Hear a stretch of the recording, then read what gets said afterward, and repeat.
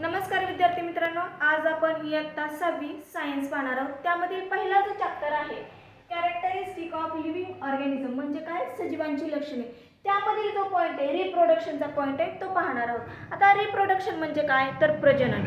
Every living organism produce another living organism it self like म्हणजे काय करतात, प्रत्येक प्राणी काय करतो, आपल्यासारखा दुसरा सजीव निर्माण करतो। त्याला काय म्हटलं जातं, प्रोडक्शन असं म्हटलं जातं, रिप्रोडक्शन असं म्हटलं जातं, म्हणजेच काय प्रजनन असं म्हटलं जातं। Every living organism produce another living organism like itself, स्वतःसारखा दुसरा जीव निर्माण करणं म्हणजेच काय तर प्रजनन असं म्हटलं जातं। सम ॲनिमल्स ले एग्स, काही प्राणी जे आहेत काय करतात तर अंडी घालून दुसरा जीव निर्माण करतात। त्याच्यामध्ये पक्षी जास्त प्रमाणात मोडतात। आणि some animals directly birth young ones, काही प्राणी जे आहेत ते काय करतात तर डायरेक्टली जन्म देतात म्हणजे जन्माला घालतात। त्याच्यामध्ये उदाहरण जर सांगायचं झालं तर मानव, गाय अथवा वाघ इतर जे प्राणी आहेत त्यांची उदाहरणं आपल्याला सांगता येईल।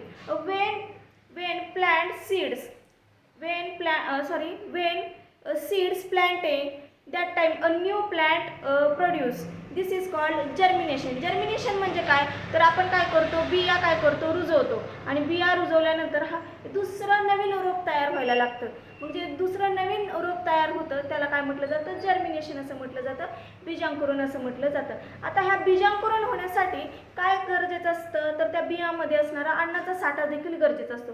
तुम्ही हरभरा पाहिला, तूर पाहिली अथवा जे शेंगदाणे पाहिले तर त्यांचे काय होतात की दोन समान भाग तयार होतात, बरोबर आहे। त्याच्यामध्ये एक छोटासा तुम्हाला एक भाग पण दिसतो, तिथून काय होतं बी तयार होतं, त्याला काय मग त्या भागापासून काय होतं बी तयार होतं आणि हे त्या भागापासून परत काय होतं रोप तयार होतं, बी नाही रोप तयार होतं।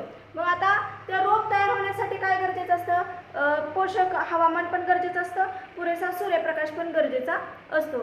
ज्यावेळेस झाडाचं एका बियाचं रूपांतर एका छोट्याशा रोपामध्ये व्हायला लागतं त्यावेळेस चांगलं हवामान, चांगलं उत्तम सूर्यप्रकाश असणं देखील काय असतं गरजेचं असतं। आपण जर घरात पाहिलं तर तुमच्या आईनं वगैरे मटकी काय केलेली असते, मोड आणायला ठेवलेली असते, त्यावेळेस पाहिलं असेल तर त्यातून काय होतं अंकुर यायला सुरुवात होते बघा। मग ते मोड आलेली मटकीच म्हणजे काय, त्याचं परत काय होतं जर जास्त वेळ ती राहिली अथवा तुम्ही जमिनीत जर ती मटकी जर ठेवली तर त्याच्यापासून काय होतं दुसरं नवीन रोप तयार होतं। आजच्या व्हिडिओमध्ये आपण एवढंच पाहणार आहोत, उर्वरित भाग जो आहे तो पुढील व्हिडिओमध्ये पाहूया। धन्यवाद।